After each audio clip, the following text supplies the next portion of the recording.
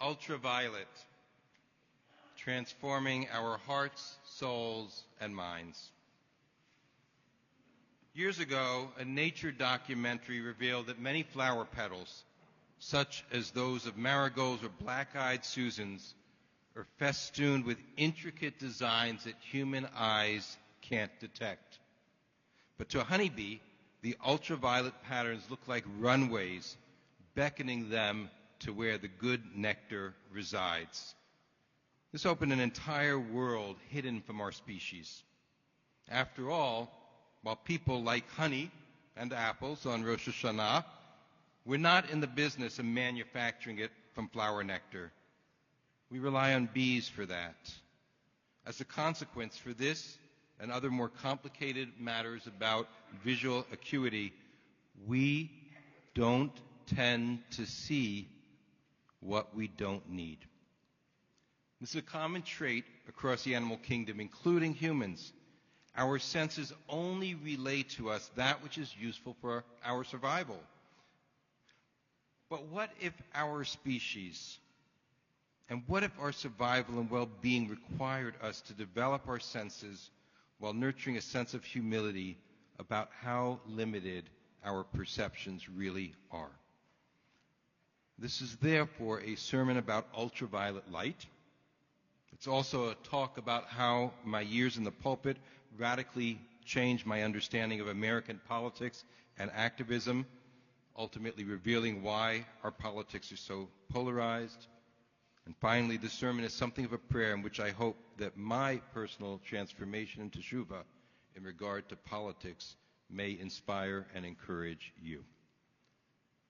As a young teenager, I campaigned for the Democratic caucus, specifically for Edward Meyer. Although you might imagine that Edward was Jewish with the last name of Meyer, he was anything but. He was tall, white, and Christian with a fetching smile. All of his children were also tall and white with fetching smiles. I was a short Jewish kid, still afraid of my shadow, with no evidence of fetching. It didn't matter. In those days, Jews and blacks saw eye to eye on many political issues.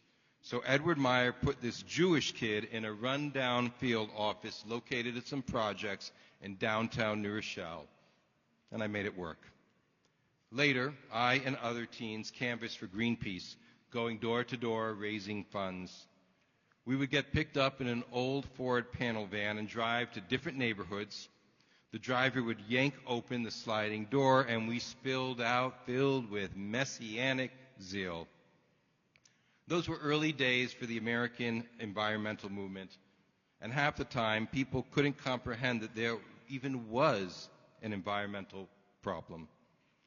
Back then, the Ad Council had a long-running commercial depicting a Native American shedding a tear from a canoe as he looked at trash in the river.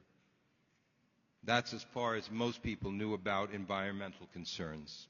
Litter. If you've ever canvassed, then you will understand that it is hard work, lots of rejection. Some people were nice, some were angry, but if you could get 4 out of 10 people to donate to the cause, you were a superstar. I was happy to get 2. In my early 30s, I helped Rabbi Michael Lerner of Tikkun, who passed in the last couple of months, serving on his board along with Laura. I was also a news junkie and was hooked on his politics of meaning. Like Michael Lerner, I also gravitated toward political involvement because it appeared to be a path to meaningful engagement. Politics looked like the best path to building a better, justice-filled world. The path that transformed me has been a journey of teshuva, a path of repentance, return, and self-discovery. And these days of awe are all about transformation. Over the last couple of decades, my role as a congregational rabbi has transformed my heart, soul, and mind, leading to a complete revolution in my politics. Why is this appropriate for Yom Kippur? TikTok. That's why. Earlier this year, a TikTok video went viral featuring a male pheasant, the great Argus, performing an elaborate mating display. He spread his magnificent plumage like a giant semi-open umbrella, showing off his intricate colors to a nearby female pheasant. To the human eye, the female appeared completely uninterested.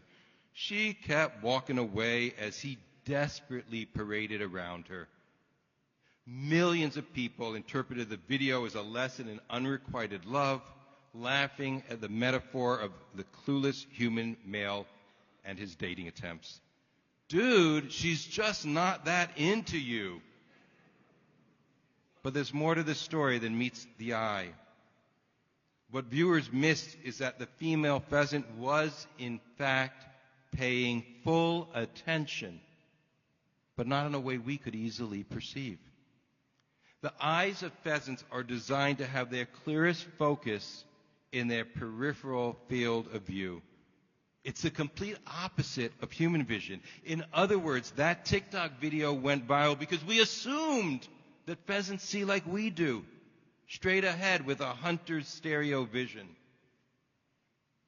But rather than dissing her courting fellow, she was, in fact, intensely focused on him. Turns out, this boy pheasant had serious game. What do the mating rituals of pheasants have to do with politics, you ask? Fair question. Let me introduce the notion of Umwelt. What is an Umwelt, besides a weird word? The term Umwelt refers to the unique sensory world in which each creature lives. It's a concept developed by biologist Jacob von Huxell, and it explains how every being experiences reality based on its biological makeup. A bat's Umwelt, of course, is shaped by echolocation, and they understand the world not through sound, but through the reflection of it, while a dog's understanding of the world is dominated by its sense of smell. Though we share the same physical environment, our individual experiences of that environment are radically and vastly different. I first encountered this idea at NYU when I read philosopher Thomas Nagel's essay, What Is It Like to Be a Bat? And Nagel argued that no matter how advanced science becomes, we will never fully understand what it is like to be another creature because our sensory experiences are so different. In recent years, I've come to understand that Nagel was both right and wrong. Science has brought us closer to understanding other beings' Umwelts, but will never fully bridge the gap. There will always be parts of another creature's experience that remain a mystery. This concept of Umwelt also applies to humans. For humans, our Umwelt isn't only composed of our five senses. We also interpret that sensory input through a wide set of beliefs, ideology, and yes, politics.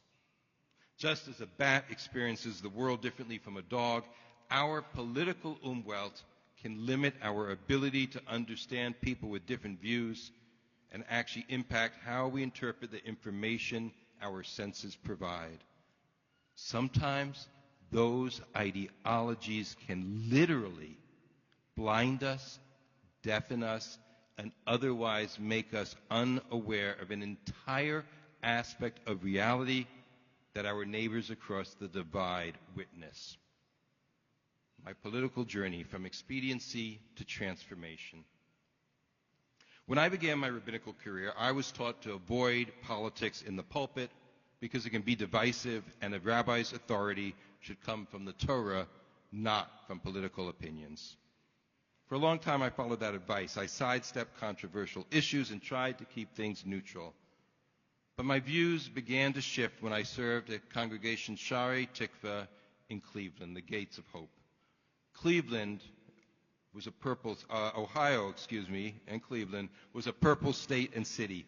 And for the first time, I felt that my vote really mattered in national elections.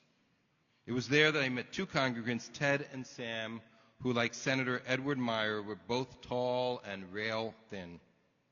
They were also on completely opposite sides of the political spectrum. So when they were engaged in their profound disagreements during Kiddush luncheon, you couldn't miss them. However, despite their extreme political differences, they remained close friends. Watching their relationship was transformative for me. It showed me that political disagreement doesn't have to lead to division. In fact, it can deepen our humanity if we engage with one another in good faith. With the benefit of hindsight and the concept of Umwelt, it is now clear to me that Ted and Sam's political commitments didn't blind them to one another's humanity. With a peripheral vision of the heart, they saw more than politics. Illuminated by an ultraviolet light that too many of us can't see, their friendship and love flourished. In the words of novelist Hisham Matar, if you dictate norms and impose conditions on friendship, the friendship is dead. As a rabbi, I used to be cautious about politics. I would often speak in coded language so that those in the know would understand my position, but I tried to remain diplomatic. Yet inside me, something was changing. Ted and Sam's relationship planted a seed in me, and over time that seed shot up into a completely new understanding of my role as a rabbi and my responsibility to speak truthfully. Expanding beyond tolerance, Sister Kathleen's influence. When I was younger, my grandfather took me to interfaith services in New Rochelle. I participated, but I viewed Christianity as inferior to Judaism. I thought of myself as tolerant, but my tolerance was superficial. It was really based on a sense of superiority. My Jewish Umwelt impacted how I viewed Christianity. Because of how Judaism influenced my vision of the world, when I looked at Christianity, it seemed to lack the intellectual rigor, logic, and common sense of Judaism. Everything changed when I began working with Sister Kathleen, a Catholic nun. We put together an interfaith concert of psalms held in a large, resonant church. The evening was amazing, but my unspoken bias held strong. It took a few years before I began to see the world through her heart, her eyes, and her actions. She embodied her faith in a way that was beautiful and compelling. And for the first time, I understood the power of Christianity not as an outsider, but through her lived experience. I no longer saw her faith as inferior. I saw it as another valid way of connecting to the divine. My work with Sister Kathleen taught me that true understanding goes beyond tolerance. It requires making the effort to see the world from someone else's Umwelt. Like Nagel's bat, there may always be a gap, but we can lessen it. Ed Young, in his book on animal perception, An Immense World, writes, "This is not a book about superiority, but about diversity." And that lesson applies not only to animals, but to human beings as well. My experience with Sister Kathleen taught me that different ways of being in the world, different faiths, different politics, are not about superiority or inferiority. They are about diversity. And diversity, when truly understood, leads to transformation. Umwelts and political divides. When we encounter political differences, we often do so from a sense of superiority, if we're honest with ourselves. We assume that people who disagree with us are misguided, ignorant, or even dangerous. But this mindset is a failure of imagination. It's a failure to understand that we all live in our own Umwelt, shaped by our unique experiences, beliefs, and ideologies. Speaking personally, I thought that tolerance and civility were enough to see each other. I believe that if we could just be respectful of each other's views, we could get along. But I've come to see that we need to move beyond tolerance toward a deeper understanding of one another's Umwelts. In a certain way, this is magnifying a statement we find in Pirkei Avot that we should dan kol adam l'chap zechut. We ought to give everyone the benefit of the doubt. That teaching makes me want to reword something that Rabbi Yisrael Salanter said, who founded the Musar movement of Jewish ethics in the 19th century.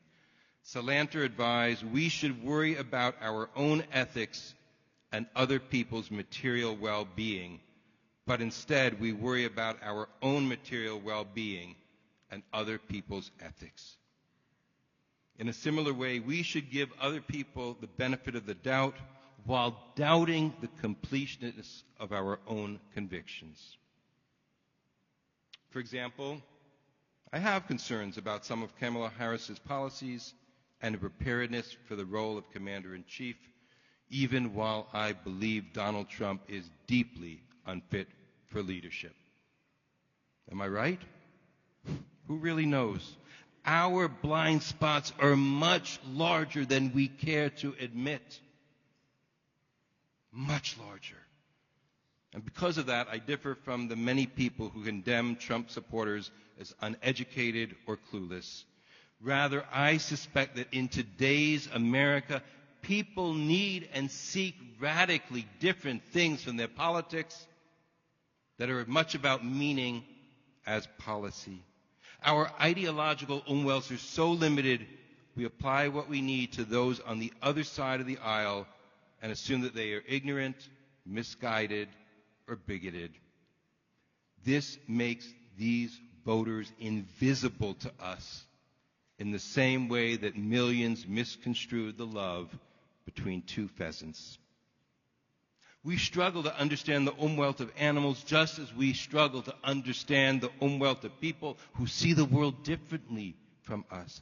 But that doesn't mean we shouldn't try harder. The role of religion, a call for transformation. This is what religion is for, and certainly what Judaism is for, to transform our hearts, souls, and minds. It's not enough to tolerate differences. We must actively seek to understand them.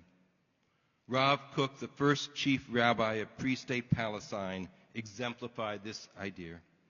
At a time of deep polarization between religious and secular Jews, Rav Kook saw them all as part of a grand, interconnected tapestry. He created a religious vocabulary that helped others see what they had previously overlooked. In our era, American Jews suffer from the same sort of division over Israel as they did in Rav Kook's day. We need a Rav Kook for our time. The wisdom I've gained from meditation, my congregants, and my work with people like Ted, Sam, and Sister Kathleen, and many of you in this congregation today, have led me to see that transformation is not about tolerating differences, but about working to understand them and being transformed by them. As we enter this new year with a heated election coming up, I want to challenge all of us to expand our umwelts. This doesn't mean abandoning our beliefs or convictions. We can see only what we can see. But it does mean we should actively question them while approaching those who see the world differently with curiosity, love, and humility. It means recognizing that our perceptions are limited and that we have much to learn from those who see things differently. And this is an evolution of my commitment to dialogue. It's a desire to seek the mystery of the other. It is an admission that what we think and believe is conditioned by the vast ignorance we have of the lives of bats, as well as of those across the aisle. Conclusion, a path of teshuvah. I no longer have use for the two-party system. Yes, I'll vote. But I want my umwelt to be larger, not smaller. And the two-party system is missing that spiritual pursuit while succumbing to the hubris of certainty. How can we find solutions we need when those charged with doing so can't perceive the problem? In the Bible, the rainbow represents God's promise not to destroy the world. In popular parlance, the rainbow has become a symbol of inclusion particularly of the LGBTQ plus community. Both of these symbolic meanings are useful, but they don't go far enough. For now we know that there is also an ultraviolet rainbow, the one we can't see, but which is more real than our political platitudes. As we stand on the threshold of this new year, may we learn to see the world with fresh senses, thereby transforming our politics, our souls, and our hearts. In the words of Kermit Hatzfadeh, Rabbi Kermit the Frog, have you been half asleep, and have you heard voices? I've heard them calling my name. Someday we'll find it, the rainbow connection, the lovers, the dreamers, and me. May this be the time. Shana Tova.